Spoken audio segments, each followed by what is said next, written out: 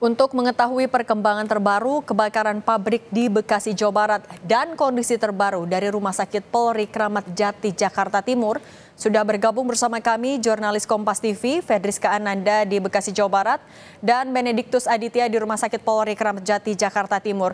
Kita ke Rizka terlebih dahulu. Rizka, selamat petang. Kondisi pemadaman api hingga petang ini seperti apa?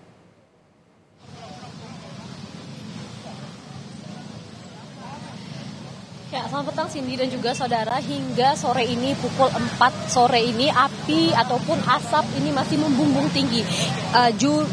Juru kamera saya akan memperlihatkan kepada Anda Cindy seperti apa kondisi terkini dari pabrik minyak goreng dan juga pakan ternak di Jalan Kaliabang, Pondok Ungu, Medan Satria, Kota Bekasi ini.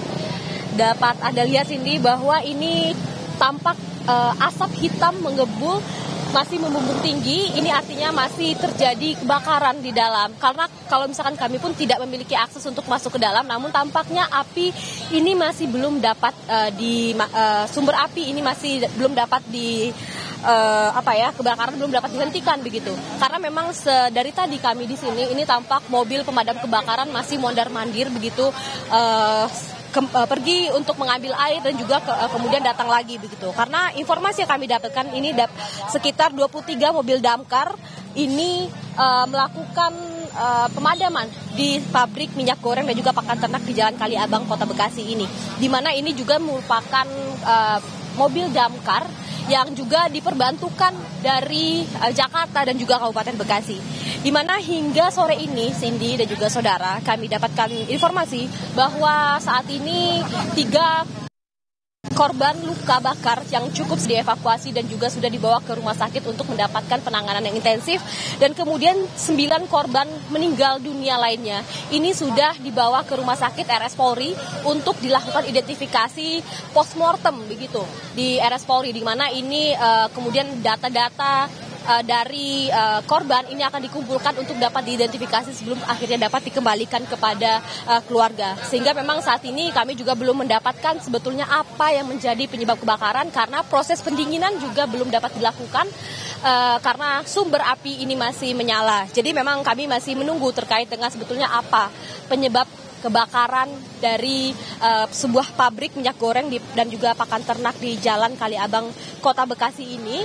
Karena memang polisi yang juga belum melakukan investigasi terkait dengan hal ini. Karena kalau misalkan informasi yang kami dapatkan dari dalam bahwa sebetulnya yang menjadi hambatan dari petugas pemadam kebakaran ini adalah material yang mudah terbakar dan juga banyak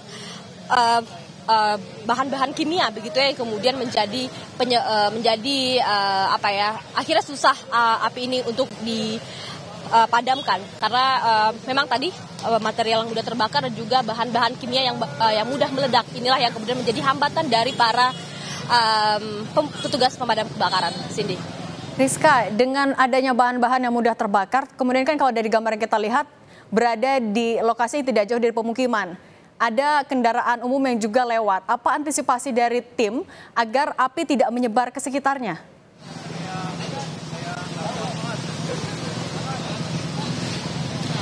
Ya Cindy, memang saat ini informasi yang kami dapatkan memang sumber api ini dilokalisir begitu ya, karena memang tadi seperti yang saya ungkapkan bahwa ada 23 mobil damkar yang diturunkan untuk menangani sumber api ini, sehingga memang kemudian dari petugas dan juga warga setempat ini bergotong royong begitu mengatur arus lalu lintas, sehingga memang arus lalu lintas di depan pabrik ini dapat berjalan lancar. Karena kalau misalkan tadi ketika kami menuju ke tempat lokasi ini cukup macet, bahkan dari jarak 2 kilo saja kami tadi menuju ke titik kebakaran ini sudah terlihat begitu bahwa masih ada asap hitam yang membumbung tinggi, sehingga memang cukup memakan waktu untuk akhirnya sampai ke sini. Karena untuk memudahkan akses terhadap mobil pemadam kebakaran, kemudian arus lalu lintas juga cukup diatur begitu ya, tidak semua kendaraan dapat melalui jalan ini, selain untuk keselamatan yang tidak berkepentingan dilarang masuk begitu ya.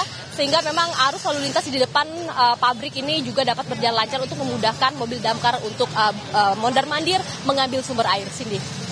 Baik, kita beralih ke Ben di Rumah Sakit Polri. Ben, kalau sampai sore hari ini berapa jumlah korban kebakaran yang sudah sampai di Rumah Sakit Polri?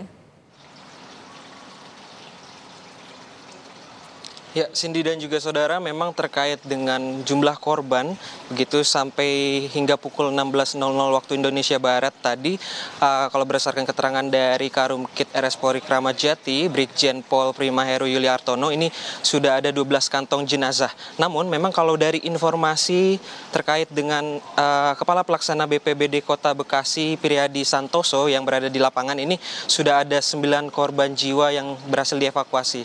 Ini yang menjadi catatan penting antara jumlah kantong jenazah yang memang sudah diamankan di RS Polri Kramat Jati dan jumlah korban jiwa yang telah dievakuasi di area, kita ketahui di Bekasi, di area PT Jati Perkasa Nusantara. Dan memang hingga saat ini kami masih menunggu keterangan resmi dari pihak RS Polri Kramat Jati apakah sudah ada pihak keluarga yang melapor. Namun memang tadi pihak RS Polri menyampaikan atau mengimbau begitu kepada para keluarga bahwasannya pihak RS Polri sudah membuka posko DVI antemortem untuk nantinya beberapa pihak keluarga ini disarankan untuk mendatangi posko DVI dan membawa serta barang-barang bekas pakai korban seperti sikat gigi, juga pakaian bekas korban untuk nantinya memudahkan pihak dari RS Polri Kramat Jati melakukan identifikasi dan juga otopsi terhadap, sejauh ini memang yang kita ketahui ada 9 korban jiwa yang sudah dievakuasi. Begitu Cindy yang bisa saya laporkan. Oke, Ben, tapi sudah ada keterangankah kapan otopsi dan identifikasi jenazah akan dilakukan di Rumah Sakit Polri? Ya, Cindy dan juga saudara, hingga saat ini memang tadi berdasarkan keterangan dari Karumkit RS Polri Kramat Jati, Brigjen Pol Primaheru, proses otopsi sendiri masih sedang berlangsung begitu. Namun terkait hal tersebut belum ada satupun keterangan terkait dengan identifikasi yang sudah berhasil dilakukan dengan 9 korban jiwa yang kita ketahui sudah dievakuasi di RS Polri Kramat Jati. Hingga saat ini kami juga masih menantikan keterangan resmi dari pihak RS Polri apakah sudah ada korban jiwa yang berhasil diidentifikasi dan juga pihak keluarga yang sudah berdatangan begitu. Hingga saat ini kami masih menantikan informasinya. Begitu Cindy. Kalau keluarga yang mendatangi posko antemortem di sana sudah terlihat juga kah, Ben? Ya, Cindy dan juga saudara, memang tadi berdasarkan pantauan kami ada beberapa pihak keluarga gitu atau perwakilan keluarga begitu yang sudah mendatangi posko DVI antemortem RS Polri Kramat Jati. Namun kami belum bisa mengkonfirmasi terkait dengan ini keluarga berasal dari mana atau dari korban yang mana begitu, karena memang pihak keluarga tadi masih disibukkan dengan proses identifikasi atau pengumpulan barang-barang bekas korban begitu Cindy.